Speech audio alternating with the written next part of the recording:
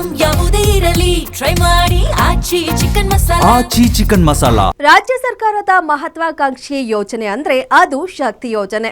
ಯಶಸ್ಸಿನ ಹಾದಿಯಲ್ಲಿ ಸಾಗ್ತಿರೋ ಯೋಜನೆಗೆ ಸಿಬ್ಬಂದಿನೇ ಅಡ್ಡಿ ಆಗ್ತಿದ್ದಾರಾ ಅನ್ನೋ ಪ್ರಶ್ನೆ ಉದ್ಭವಿಸಿದೆ. ಕಮಿಷನ್ ಆಸೆಗೆ ಶಕ್ತಿ ಯೋಜನೆ ಟಿಕೆಟ್ ಮಿಸ್ಯೂಸ್ ಮಾಡ್ತಿರೋದು ಬಟ ಬಯಲಾಗಿದ್ದು, ನೂತನ ಸಾರಿಗೆ ಸಚಿವರು ಇಂಥ ಸಿಬ್ಬಂದಿ ವಿರುದ್ಧ ಕಠಿಣ ಕ್ರಮ ಕೈಗೊಳ್ಳಬೇಕಿದೆ. ಕಮಿಷನ್ ಆಸೆಗೆ ಶಕ್ತಿ ಯೋಜನೆ ಟಿಕೆಟ್ ಮಿಸ್ಯೂಸ್. ಮೊಬೈಲ್ನಲ್ಲಿ ಸೆರೆಯಾಯಿತು ಬಿಎಂಟಿಸಿ ಕಂಡಕ್ಟರ್ನ ಕಳ್ಳಾಟ.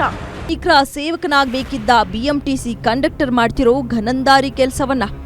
ಕುಂತ ಜಾಗದಲ್ಲೇ ಟಿಕೆಟ್ ಮಿಷನ್ನಿಂದ ಪಟಪಟ ಅಂತ ಟಿಕೆಟ್ ಪ್ರಿಂಟ್ ಆಗ್ತಿದೆ.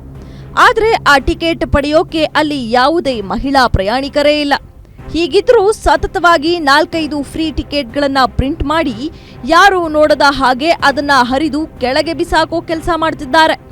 ಈ ದೃಶ್ಯ ಕಂಡು ಬಂದಿದ್ದು ನಾಗರಬಾವಿಯಿಂದ ಕತ್ರಗುಪ್ಪೆಗೆ ಹೊರಟಿದ್ದ ಬಿಎಂಟಿಸಿ ಬಸ್ನಲ್ಲಿ ಮಹಿಳಾ ಪ್ರಯಾಣಿಕರು ಇಲ್ಲದಿದ್ರೂ ಕಮಿಷನ್ ದುರಾಸೆಗೆ ಬಿದ್ದು ಬ್ಯಾಕ್ ಟು ಬ್ಯಾಕ್ ಶಕ್ತಿ ಯೋಜನೆ ಉಚಿತ ಟಿಕೆಟ್ಗಳನ್ನ ಪ್ರಿಂಟ್ ಮಾಡಿ ಯೋಜನೆಯನ್ನ ಸದ್ದಿಲ್ಲದೆ ದುರುಪಯೋಗ ಮಾಡಿಕೊಳ್ತಿದ್ದಾರೆ. ಹೀಗೆ ಶಕ್ತಿ ಯೋಜನೆಯ ಟಿಕೆಟ್ ದುರುಪಯೋಗ ಮಾಡಿಕೊಳ್ಳೋ ಈ ಐನಾತಿ ಕಳ್ಳಾಟ ಇವತ್ತಿನದ್ದಲ್ಲ.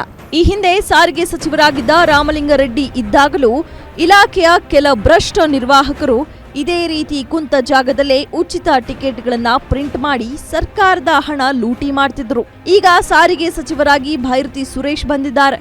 ಸಚಿವರು ಬದಲಾಗಿದ್ದಾರೆ, ಆದ್ರೆ ಈ ಖದೀಮ ಕಂಡಕ್ಟರ್ಗಳ ಬುದ್ಧಿ ಮಾತ್ರ ಬದಲಾಗಿಲ್ಲ. ಸರ್ಕಾರ ಶಕ್ತಿ ಯೋಜನೆಯಡಿ ಎಷ್ಟು ಟಿಕೆಟ್ ವಿತರಣೆಯಾಗುತ್ತದೆಯೋ ಅದರ ಆಧಾರದ ಮೇಲೆ ಸಾರಿಗೆ ಸಂಸ್ಥೆಗಳಿಗೆ ಹಣ ಬಿಡುಗಡೆ ಮಾಡುತ್ತೆ. ಜೊತೆಗೆ ಟಿಕೆಟ್ ಕಲೆಕ್ಷನ್ ಟಾರ್ಗೆಟ್ ರೀಚ್ ಆಗಲು ಮತ್ತು ತಮ್ಮ ಇನ್ಸೆಂಟಿವ್ನ ಜೊತೆ ಕಮಿಷನ್ ದುರಾಸೆಗೆ ಇಂತಹ ಕೆಲಸ ಮಾಡ್ತಿದ್ದಾರೆ. ಸಾರ್ವಜನಿಕರ ತೆರಿಗೆ ಹಣವನ್ನ ಪೋಲು ಮಾಡ್ತಿದ್ದಾರೆ. ಬಡ ಮಹಿಳೆಯರ ಸಬಲೀಕರಣಕ್ಕೆ ತಂದ ಯೋಜನೆ ಇಂತಹ ಭ್ರಷ್ಟ ಸಿಬ್ಬಂದಿಯಿಂದಾಗಿ ಹಳ್ಳ ಹಿಡಿಯುವಂತಾಗಿದೆ. ನೂತನ ಸಾರಿಗೆ ಸಚಿವರು ಇಂತಹ ಕಂಡಕ್ಟರ್ಗಳಿಗೆ ಕಾನೂನಿನ ಬಿಸಿ ಮುಟ್ಟಿಸದಿದ್ದರೆ ನಿಮ್ಮ ಇಲಾಖೆ ಹೆಸರು ಕೆಟ್ಟು ಹೋಗುವುದರಲ್ಲಿ ಅನುಮಾನವೇ ಇಲ್ಲ. Ullas S Kirvase, Guarantee News, Bengaluru.